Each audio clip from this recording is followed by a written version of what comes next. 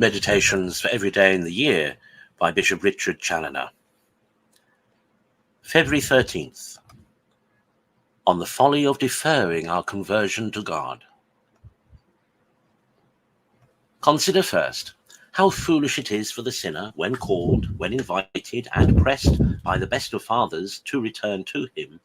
to choose rather to continue a slave to Satan, to feed his swine, and to prefer the husks of swine which can never satisfy him before his Father's table, and the happy liberty of the children of God. Ah, poor wretch, open thy eyes and see how strangely thou art deluded. Thy God proffers thee this mercy, this grace, his favour, the honour of being his child, his spouse, his temple, a share in his heavenly treasures, his peace, his comforts, his table, his kingdom, his Holy Spirit, in a word, himself and all that is good. And thou art so blind and so mad as to desire him to keep all his favours for another time, and to make a choice for thyself at present of the extremity of all misery, by choosing to go on yet a while under the dreadful guilt of mortal sin, a wretched slave to Satan, sin, and hell. Can any madness be compared to this? Consider, secondly, how vain and foolish are those pretexts by which sinners suffer themselves to be imposed upon when they defer their conversion to God, especially with regard to pretended difficulties in the undertaking, which would all presently be put to flight and vanish away if they would but once heartily set their hand to the work. But the common delusion is that they vainly imagine they will do it more easily another time. A dreadful illusion indeed, since both reason and daily experience must make it evident that the longer this work is deferred, the harder it is to bring about. And how should it be otherwise, since by these delays and by continuing to add sin to sin, their sinful habits grow daily stronger upon them, and consequently harder to be rooted out.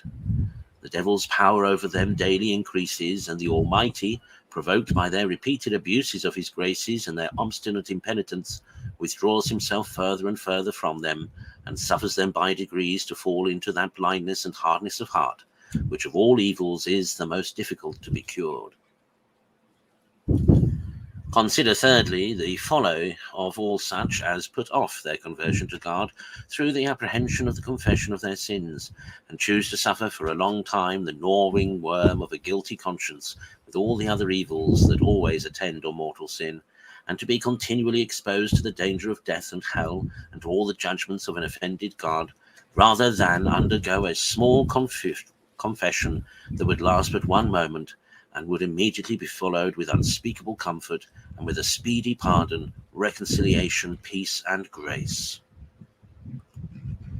Would not all the world condemn that person of the greatest folly and madness who, labouring under a most painful and mortal distemper, should refuse an easy, safe, and sovereign remedy, only because it was disagreeable to the palate just for the moment of the taking of it? But oh, how much more unaccountable of so small a humiliation as the confession of his sins to a minister of God, bound by the laws both of God and man to an eternal secrecy, refuses all the medicines of heaven under a mortal disease which is hurrying him onwards towards an eternal death, and chooses rather to risk his all for eternity than to discover his illness to his physician? Conclude. Not to suffer the enemy to impose upon thee by any of his deceitful wiles, so as to induce thee to continue playing upon the brink of a precipice with the sword of God hanging over his head. No prudent person would refuse to be immediately reconciled to a man whom he had offended, who had the power and authority to condemn him to a cruel death for his offence. How much less should the sinner put off his reconciliation with an offended God, who can in an instant cast both his body and soul into hell, and who is highly provoked by his impenitence.